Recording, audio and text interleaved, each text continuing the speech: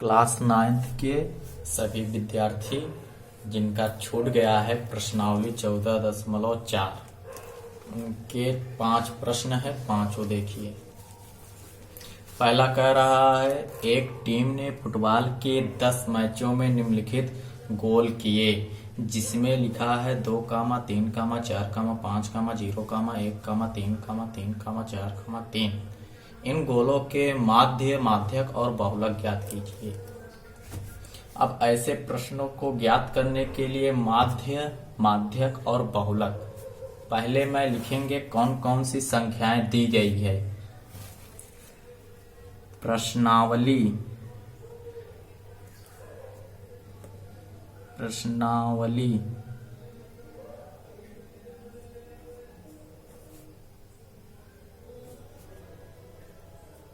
14.4 के पहला प्रश्न आपके पृष्ठ में दिया है 2, 3, 4, 5, 0, 1, 3, 3, 4, 3। माध्य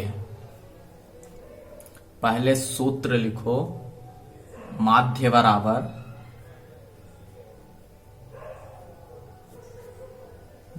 बराबर संख्याओं का योग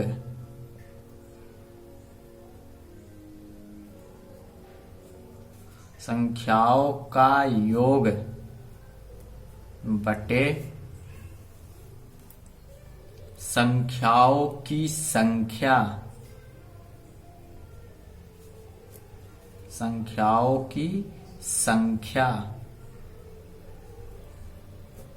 देखो अब इसमें कितनी संख्याएं लिखी गई हैं? 1, 2, 3, 4, 5, 6, 7, 8, 9, 10। संख्याओं की संख्या कितना है? संख्याओं की संख्या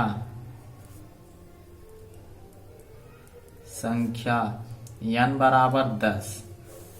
कितना? n बराबर 10। अब हमें माध्य याद करना है। ये सूत्र है माध्य बराबर संख्याओं का योग। व्यवहारिक भाषा में ऐसे समझिए, सभी संख्याओं को जोड़ना है ऊपर और नीचे सभी संख्याओं की गिनती लिखनी है, कितनी संख्याएं लिखी गई हैं। संख्याओं का योग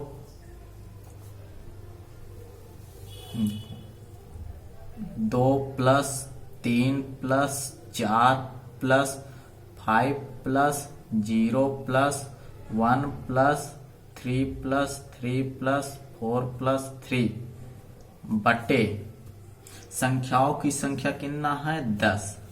n बराबर 10, तो यहाँ 10 लिखेंगे। अब ऊपर वाले सभी संख्याओं को जोड़ेंगे, कितना आएगा? 2, 3, 2, 5, 4, 9, 14, 15, 6, 21, 7, 28। 28 बटे 10। अब हमें 10 से भाग देना है। 10 से भाग देने के लिए संख्या को दशमलव देखेंगे। 10 से जब भाग देंगे तो यहाँ कितना जीरो लगा है? नीचे 1। तो यहाँ से गिनती गिन के एक स्थान के बाद दशमलव लगा देंगे, 2.8। ये आपका माध्य ज्ञात हो गया। अब कह रहा है आपके प्रश्न में माध्य ज्ञात कीजिए। माध्य ज्ञात करने के लिए पहले संख्याओं को आरोही क्रम में लिखेंगे। पहले लिखो संख्याओं को आरोही क्रम में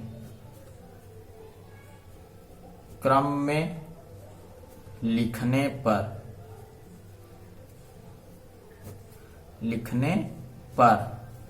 सबसे छोटी संख्या क्या है? आरोही क्रम मतलब छोटे से ऊपर की ओर। आरोहित क्रम का मतलब छोटे से ऊपर की ओर, छोटे से बड़े की ओर। सबसे छोटी संख्या 0, उसके बाद 1, उसके बाद 2, उसके बाद 3, 3 अब कितनी जगह लिखा गया है? 1 2 3 4 जगह। ऐसे लिखो 1 2 3 4। उसके बाद 4 कितनी जगह? 2 जगह लिखा गया है। फिर 5। अब गिनो टोटल 10 है कि नहीं? 1 2 3 4 5 6 7 8 9 10।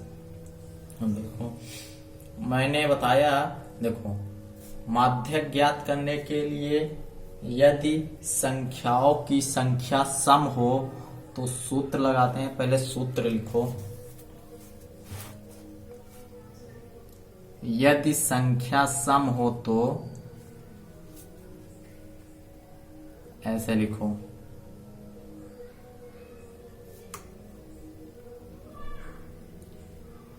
संख्याओं की संख्या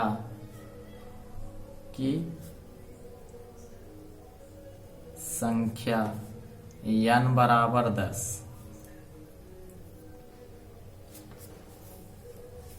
कोष्टक में लिख दो, चूंकि संख्या सम है, संख्या सम है,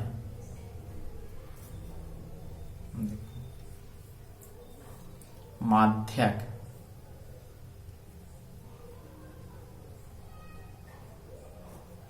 ये माध्यक का सूत्र है, संख्या सम है तो n/2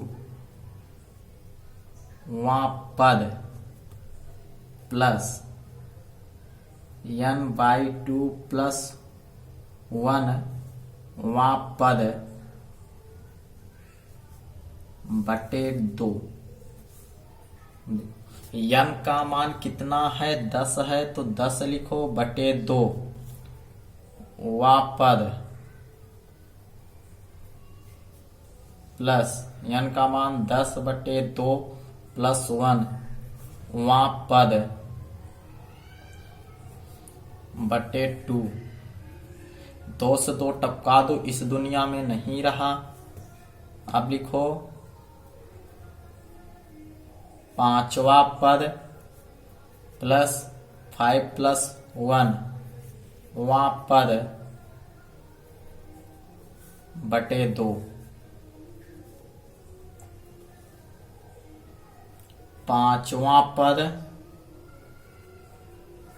प्लस 5 1 6 6वां पद बटे 2। अब देखो, आप जो संख्याओं को आरोही क्रम में लिखने पर क्रम से लिखे हो, वहां शुरू से 5वां पद कौन सी संख्या रहा है? 1 2 3 4 5।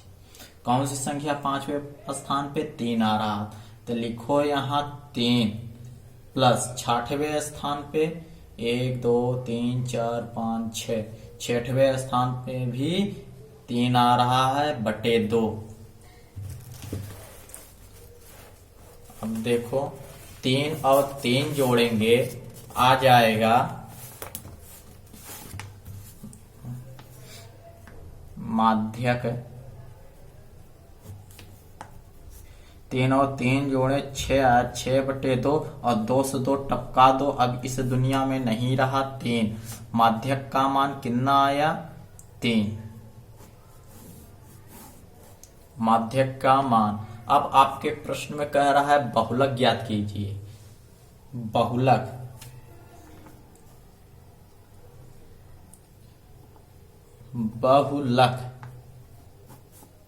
के लिए एक सारणी तैयार करेंगे। एक तरफ लिख दो स्कोर, दूसरी तरफ लिख दो आवृत्ति,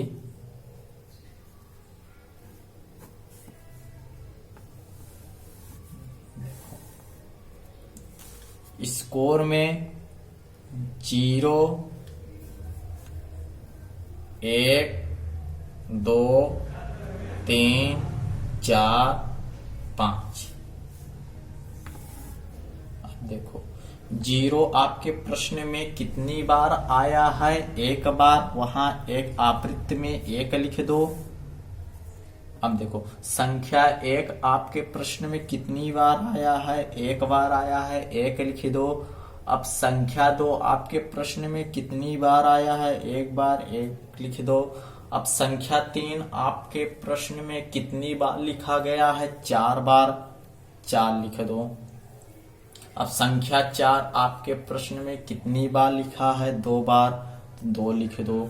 संख्या 5 कितना लिखा गया है, 1 बार। अब इन सभी के जोड़ो, 10 आ रहा है कि नहीं, 1 2 3 4 3 7 3 10। अब कह रहा है बहुलक। बहुलक जो संख्याओं की पुनरावृत्ति हुई हो, बार बार लिखी गई हो सबसे अधिक बार, अर्थात आपका बहुलक ये संख्या हुआ।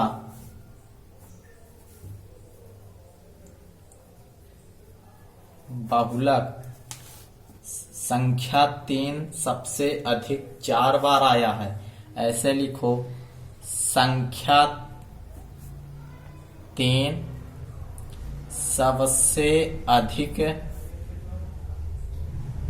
सबसे अधिक बार 4 बार आया है,